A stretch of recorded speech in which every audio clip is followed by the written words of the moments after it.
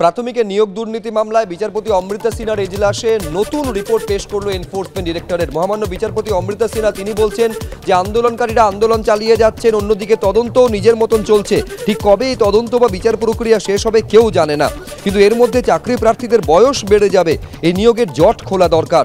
নতুন করে টেট হয়েছে, আরও যোগ্য প্রার্থী আসবে, এইসব নিয়মিত করার জন্য কিছু করা দরকার। রাজ্যকে উদ্দেশ্য করে এই মন্তব্য করেছেন মহামান্য বিচারপতি। প্রাথমিক শিক্ষা পর্ষদ তাদের অবস্থানে অনড়, তারা এই ব্যাপক অনিয়মের কথা মানতে রাজি নয়। শুধুমাত্র 94 জনের অনিয়মের কথা বলেই তারা থেমে যাচ্ছে। রাজ্যকে উদ্দেশ্য করে মন্তব্য বিচারপতির। অতিরিক্ত শূন্য পদের মাধ্যমে সব সমস্যার সমাধান হবে না। বয়সের ঊর্ধ্বসীমার ক্ষেত্রে ছাড় দেওয়া সম্ভব কিনা বিবেচনা করে দেখা দরকার। রাজ্য এবং মামলাকারী আলোচনায় বসে সমাধান সূত্র খুঁজে বের করার চেষ্টা করুক, নির্দেশ বিচারপতি অমৃতা সিনহার। মামলার পরবর্তী শুনানি 6 ফেব্রুয়ারি।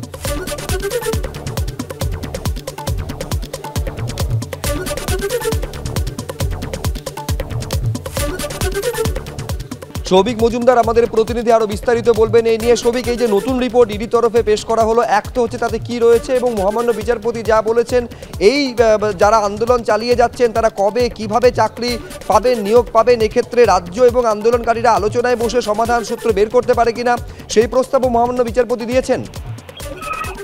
দেখো, একদমই তোমাকে বলবো যে আজকে ইডির তরফে নতুন করে একটি রিপোর্ট দেওয়া হচ্ছে এবং সেই রিপোর্টে ইডির তরফে উল্লেখ করা হবে, তার কারণ ইডি আগের দিনই বলেছিল তারা এই রিপোর্ট দেবে এবং সেই রিপোর্টে উল্লেখ করা হবে যে কলকাতা হাইকোর্টের বিচারপতি অমৃতা সিনহা তিনি সুজয় কৃষ্ণ ভদ্রের কণ্ঠস্বরের নমুনা সংগ্রহ করার যে নির্দেশ দিয়েছিলেন সেই নির্দেশকে কি প্রক্রিয়ায় মান্যতা দেওয়া হয়েছে এবং তারা কিভাবে তাদের এই গোটা কর্মকাণ্ডকে সংগঠিত করেছেন, অর্থাৎ সুজয় কৃষ্ণ ভদ্রর কণ্ঠস্বরের নমুনা সংগ্রহ, সেটা করতে গিয়ে তাদের আদৌ কোনো অসুবিধা হয়েছে কিনা বা অসুবিধা হলে কি ধরনের অসুবিধা হয়েছে, তারা সংগ্রহ করতে পেরেছেন কিনা এবং সংগ্রহ করার পরে তারা কি পদ্ধতি অবলম্বন করেছেন, এই কণ্ঠস্বরের নমুনা সংক্রান্ত ইডির তরফে যে যে পদক্ষেপ এখনো পর্যন্ত নেওয়া হয়েছে সেই পদক্ষেপই বিস্তারিত আকারে এই রিপোর্টে দেওয়া হয়েছে।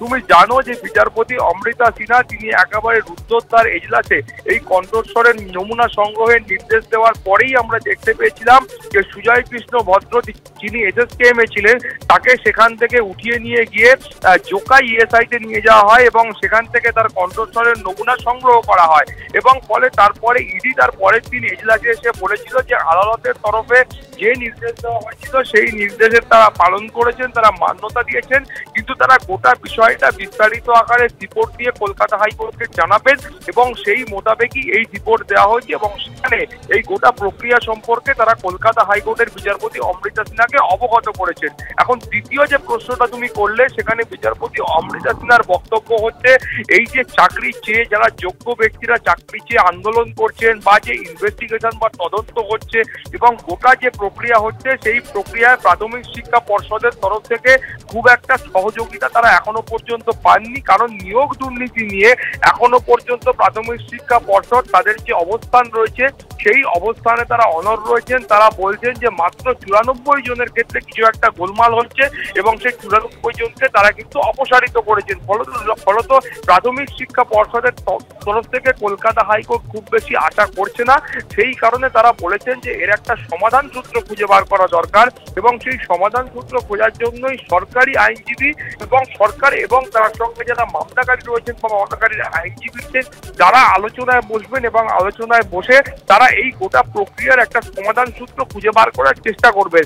এখন বক্তব্য হলো যে ইতিমধ্যে তুমি জানো যে 2014 সালের পরে একাধিক টেট সংগঠিত হয়েছে এবং সেই টেটের মাধ্যমে আরো যোগ্য প্রার্থীরা উঠে এসেছেন, ফলে যে কম্পিটিশনটা ছিল সেই কম্পিটিশনটা বেড়ে যাচ্ছে বলেও কলকাতা হাইকোর্টে সওয়াল করা হয়েছে।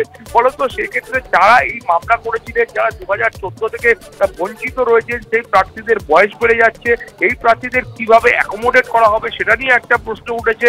ফলত এই নিয়োগের যে জট রয়েছে সেটা কাটাবার জন্য বিচারপতি অমৃতা সিনহা তিনিও কিন্তু উদ্যোগী হয়েছেন এবং সেই কারণেই রাজ্য সরকারকে এবং তার সঙ্গে যারা মামলাকারীর আইনজীবী ছিলেন প্রত্যেককে আলোচনায় বসার পরামর্শ দিয়েছেন এবং সেই আলোচনা সংগঠিত হলে সেখান থেকে তারা কি বেরিয়ে আসলো বা তার নির্যাস কি সেই সম্পর্কে কলকাতা হাইকোর্টকে অবগত করতে হবে এবং 6 ফেব্রুয়ারি এই মামলার পরবর্তী পর্যায়ে যে বিচার প্রক্রিয়া সেটা সংগঠিত হবে। ধন্যবাদ সৌভিক।